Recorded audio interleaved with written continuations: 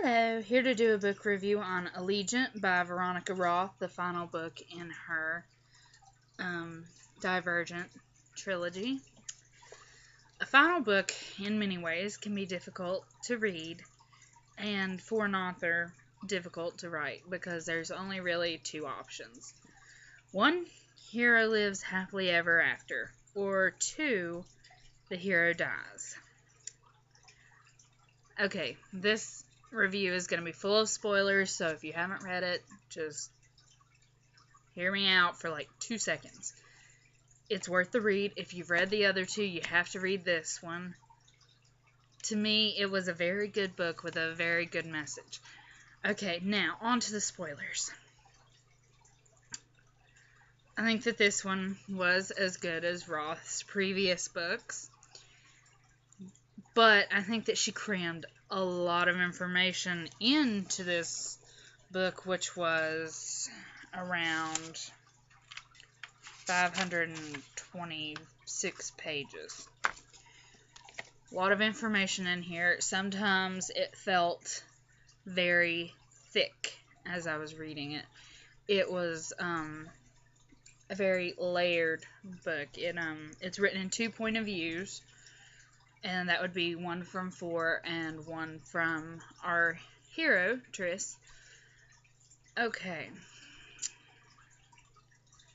In this book, one thing I didn't like was, to me, it seemed like there was a distance, a deliberate distance between For and Tris. And in a way, I think that it was deliberate, because I think that it was a way for the author to prepare for Tris's ultimate death. Now, Tris's death, to me, was well thought out. She decided to go instead of Caleb because she thought that she was probably the only one who could survive it. And when I was reading it, it struck me that it was the same type of self-sacrifice that Harry attempted in the last Harry Potter book, which was Deathly Hallows. However, Tris is a mere mortal. There was no out for her. Her fall was necessary. She was the only one that had any chance of beating the death spray, and she did. What no one anticipated was that someone would kill her hero with a common gun. In her final breath, we got to see her mother come back to take her to her final home. And this was the most beautifully written part of the book, in my opinion. Then we see For struggle with his loss, and to me, I don't know. I think that she could have wrote it out a little bit more than what she did. But although he is reunited with his mother, he has lost a person and a life that he wanted more than anything. Any option of his life with Tris is gone. You know, they might have went on to have children in this landscape. And that being said, I think that Tris knew she couldn't last forever. Like For says in the book, a flame that bright isn't meant to last long. But I also think that Tris decided to go not only for Caleb, but for himself, because I don't think that she could handle living in a world where For was a second-class citizen. Because I don't think that she handled him thinking that he was damaged very well. I also think that Tris understood that she lived more than Caleb ever could, because she did take risks, and I think that may have also been a reason why she volunteered for the job.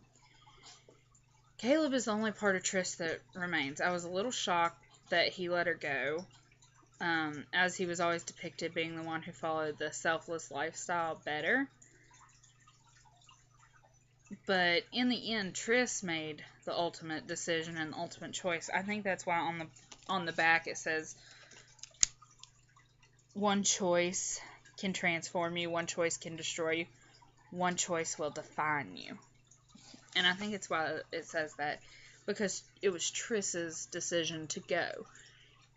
And I'm kind of sticking up for Veronica Roth here. I think that there was a reason why it had to be Triss, because she was the only one who could have survived the death spray and gotten into the room in the first place. And then, even though she was shot, she still managed to hit that button.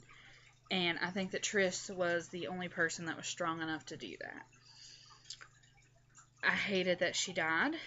I don't think the movies will look the same to me knowing what I know. But I felt that it was necessary. And, you know, it's been so long since we've really seen an author kill off her main character that I think everybody was completely shocked by it. I can't think of a book that I've read recently where the main character, the main hero of the series, dies. Because I know in Harry Potter we had that dilemma. It was like, is he going to die or is he going to live? Because when you're ending a series, there's two ways to end it, like I said before. You either let him live happily ever after, or you kill him off. And in this book, Triss dies, but at the same time, it kind of gives off that same message that Harry Potter did. Her love for the people, for the country, will outlive her life. I would not be, if she ever wrote another installment, or just a short story from the point of 4, I would not be surprised at all if there was statues of her, etc., etc., because she was a hero in her world. She did something to make the world better for everyone. And 4, I think that that's really what she meant when she said, tell 4 I didn't want to have to leave him. But I think that she couldn't live in a world where 4 was a second-class citizen and made to feel like he was weak. And then also, when 4's mentor, and I can't think of his name right now, said, don't tell anybody that I have other feelings for man, because I'm supposed to pass on my traits to another pureblood, because that's what they really, really want, and it'll be frowned upon. I think that that really hit home with Triss too, because would her and 4 be allowed to stay together if she had lived in that world?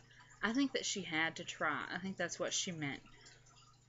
But the book to me was an excellent ending to an excellent series, even though I hated to see Triss die. But the one thing that I think people should always remember is that Triss was selfless. Triss was strong. Triss was fearless. But most of all, Triss was dauntless. And her choice was a factor of who she was.